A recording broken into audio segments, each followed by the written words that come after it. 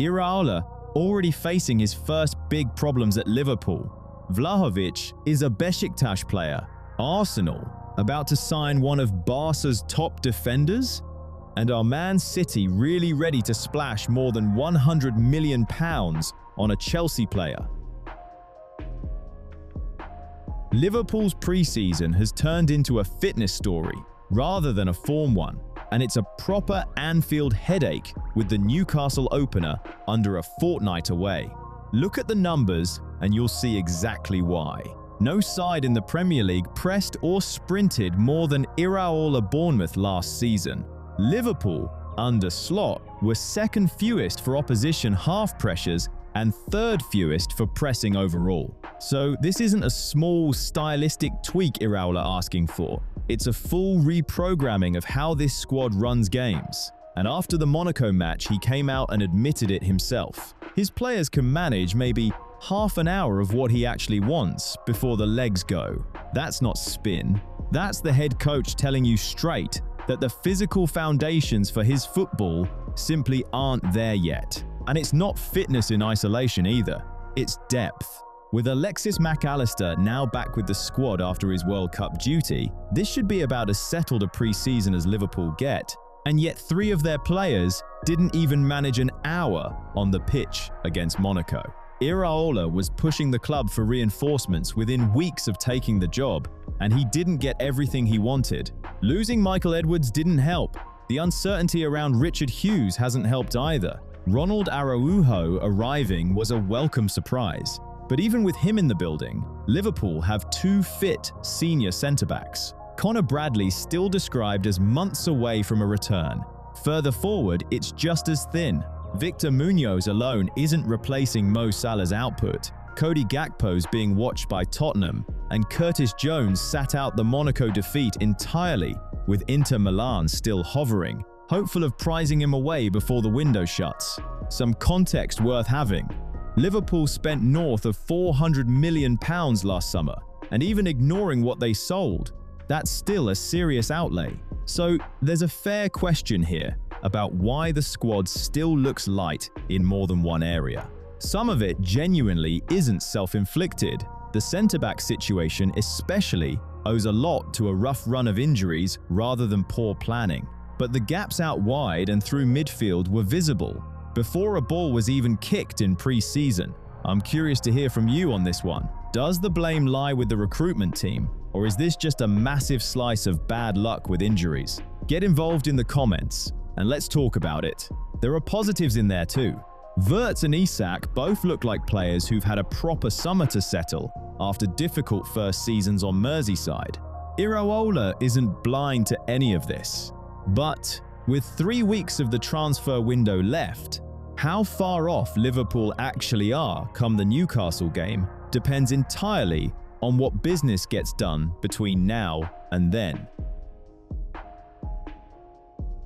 Arsenal's defensive injuries have piled up to the point where they're now looking at Barcelona centre-backs, and Jules Koundé is the name doing the rounds.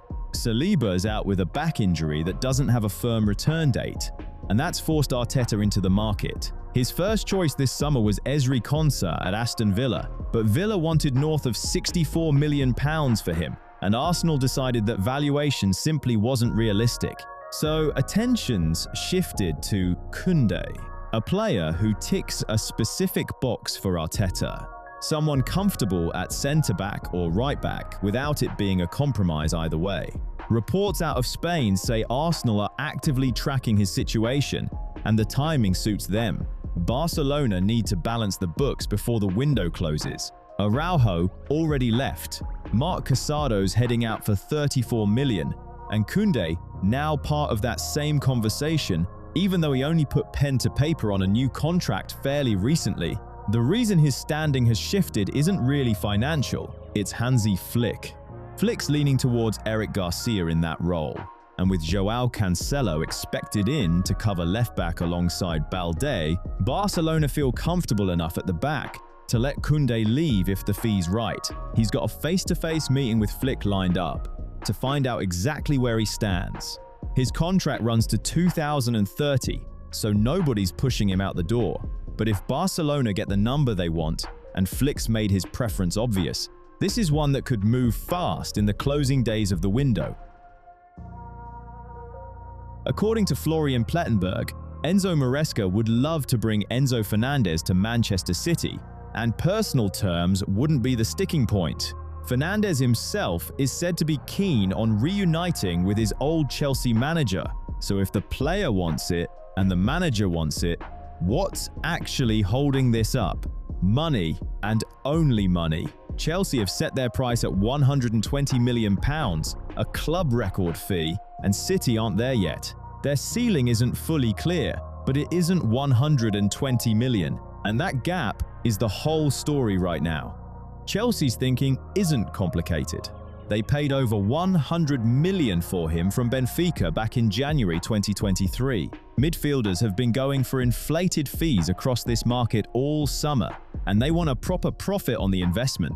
He's contracted until 2032. He remains a first-team player under Xabi Alonso, and he'd be walking straight into a direct Premier League rival. Chelsea have no obvious reason to make this easy for anyone. From City's side, the logic's just as clear. Fernandez is comfortable taking the ball under pressure. He can dictate tempo from deep positions, and he already understands Maresca's positional demands from their time together at Stamford Bridge. That familiarity strips out a lot of the risk that usually comes attached to a fee this size. But months of speculation haven't produced a single offer that's actually moved Chelsea's stance. No real indication Fernandez is desperate to leave. No serious bid on the table. No sign of Chelsea softening their number. Until City either meet it or find a figure Chelsea are willing to negotiate around, this stays exactly where it's been for weeks. A move everybody involved seems to want, that nobody's actually agreed to pay for. And speaking of things people refuse to do, smashing the like button. I know, it's a massive physical effort, but do try to find the strength. My ego depends on it. £7 million a year, rising to 8.5 with bonuses, plus a signing-on fee reportedly touching £17 million.